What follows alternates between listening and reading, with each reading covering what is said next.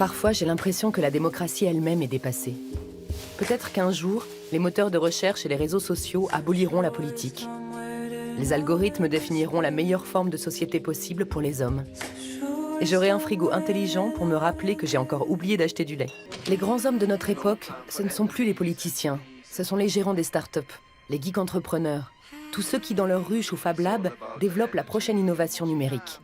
C'est le cas d'Edgar. Il me fait visiter la Factory, une mini Silicon Valley au cœur de Berlin. Qu'est-ce qui motive tous ces jeunes entrepreneurs?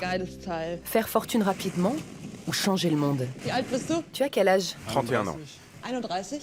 Et je reste joueur, mais quand je viens ici, Tu es concentré. je veux être productif. Je n'ai pas envie de sauter là-dedans. Ici, tout est fait pour qu'on n'ait pas vraiment l'impression de travailler, non? Ça n'a rien d'un bureau gris, plein de collègues déprimés, où on vient en traînant des pieds. Je crois que la plupart des gens qui fréquentent ce lieu ne font pas cette distinction classique entre la vie privée et le travail. Pour eux, ce ne sont pas deux domaines en opposition. Au contraire, ils travaillent ici pour se réaliser. Moi, j'ai l'impression que je passerai mon temps à jouer ici. Je crois que c'est voulu. Finalement, le seul fait de savoir qu'on pourrait jouer si on le voulait suffit à donner le sentiment qu'on travaille de son plein gré.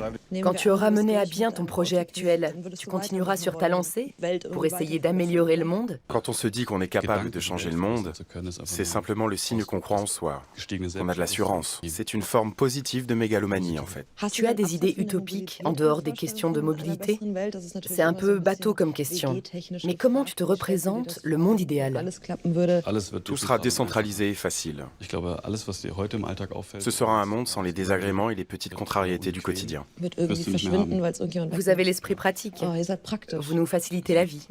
Oui, Le principe des structures de ce type, c'est aussi d'être des accélérateurs, c'est ça? On a une idée et très vite on va pouvoir trouver des partenaires pour en parler et les développer rapidement. ça demande pas mal de temps de réunir une équipe, de trouver des investisseurs, des partenariats.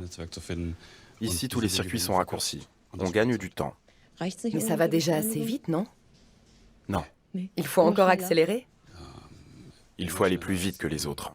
En Allemagne, la prise de décision est nettement plus lente qu'en Chine, par exemple, où les investisseurs ont peut-être davantage de liberté et où l'argent se débloque très vite.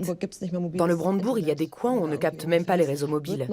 Les démocraties sont à la traîne. Les Chinois sont très forts pour implémenter rapidement les innovations. Mais pour développer des nouveaux concepts, il faut aussi avoir une équipe avec des profils très ouverts, qui vont avoir envie de tester toutes sortes de choses qui ne sont pas formatées.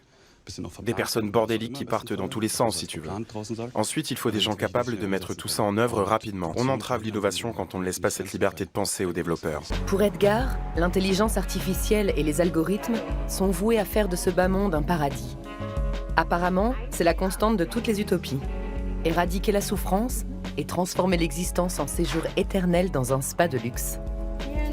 Merci. Mais comment trouver un sens à la vie dans ces conditions ?